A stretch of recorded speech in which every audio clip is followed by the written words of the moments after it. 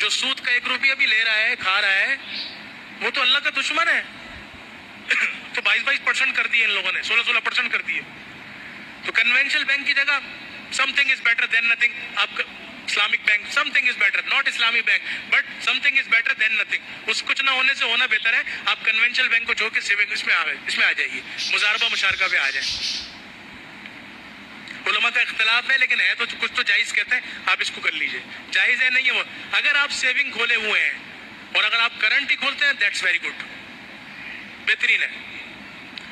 تو بھائی جانے سے پہلے یہ بڑا اچھا کام کر کے جائیں کہ کنونشنل بینک کے اندر سیونگ اکاؤنٹ چھٹی, سود کا پیسہ نہیں.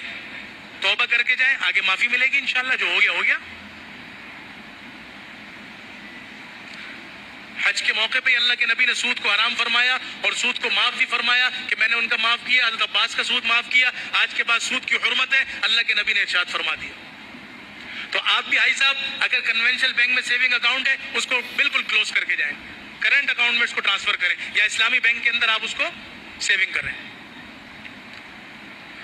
تو یہ ہے ولا فسوق اور ولا جدال. کریں گے